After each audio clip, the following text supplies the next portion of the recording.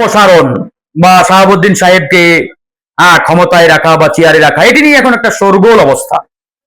আসলে দেখেন, এই যে শাহাবুদ্দিন সাহেব বর্তমান রাষ্ট্রপতির চেয়ারে, উনাকে রাখার ক্ষেত্রে আসলে কার কতটুকু ভূমিকা, এটা আলোচনা করতে গেলে আজকে কিন্তু দাবার গুটি ঘুরেও যেতে পারে।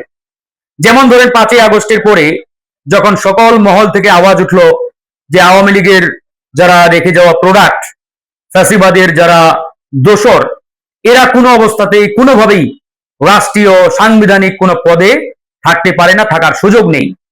আমরা কিন্তু দেখবেন ওই সময় আন্দোলন করেছি, রাষ্ট্রপতিকে অপসারণ করে নতুন রাষ্ট্রপতি নির্বাচনের জন্য বা চেয়ারে বসানোর জন্য, দায়িত্বের জন্য আন্দোলন করেছি। আমরা সেই বঙ্গভবনের সামনে গিয়েছি, অনেকেই সেখানে ছিল। ওই সময় এনসিপি বা জাতীয় নাগরিক পার্টি, তারা কিন্তু সবচাইতে বড় বিরোধিতা করেছে।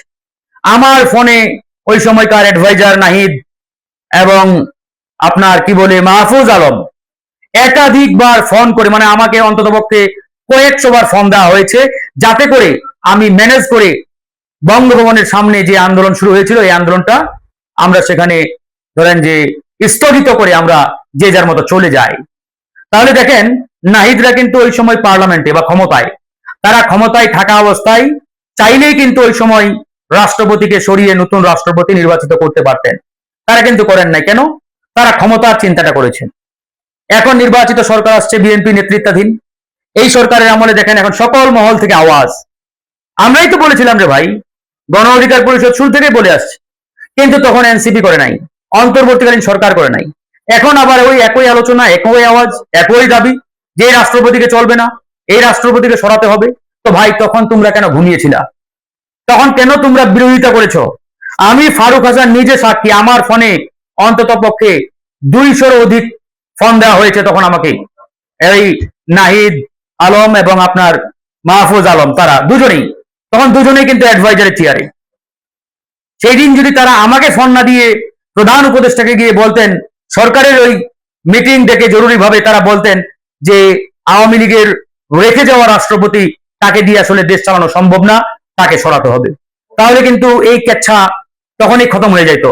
এই খেল কিন্তু তখনই শেষ হয়ে যাইতো। খেল আজকে এতদূর পর্যন্ত আসতো না। খেলটা কারা নিয়ে আসছে? তারাই নিয়ে আসছে। এখন আমরা বিএনপিকে গালমন্দ করি, বিএনপিকে দোষারোপ করি, করাটাই স্বাভাবিক। কিন্তু খেলাটা বিএনপি শুরু করে নাই, শুরু কিন্তু ওখান থেকে হয়েছে। তারা চাইলে পারতো। হ্যাঁ, অনেকেই বলতে পারে যে বিএনপি তখন চাই নাই, আসলে বিএনপিতে অনেক কিছুই চাই নাই, তারপরেও কিন্তু অনেক কিছু হয়েছে। যেমন ধরেন আওয়ামী লীগ নিষিদ্ধের বিষয়ে বিএনপি তো অনেকটাই নমনীয় ছিল, তারপরে হয়েছে না? তো ওই সময় সরকার, অ্যাডভাইজাররা চাইলে সেটাও হইতো, কিন্তু তারা চায় নাই, এখন চাচ্ছে। এখানেই গলদ, এখানেই প্রবলেম। তো যাই হোক, তারপরেও আমরা বিএনপির প্রতি আহ্বান রাখবো, বিএনপি যাতে ফ্যাসিবাদের যারা এখনো চেয়ারে বসা আছে তাদেরকে সরিয়ে দেশপ্রেমিক বাংলাদেশপন্থী লোকদেরকে দায়িত্ব দেয়, দায়িত্বে বসাই, এটা আমাদের আহ্বান থাকবে। তাহলে আর এত হাউকাউ চিল্লা ফাল্লা থাকবে না, নতুন করে নতুন ভাবে সবকিছুই চলবে, এটাই আমাদের প্রত্যাশা।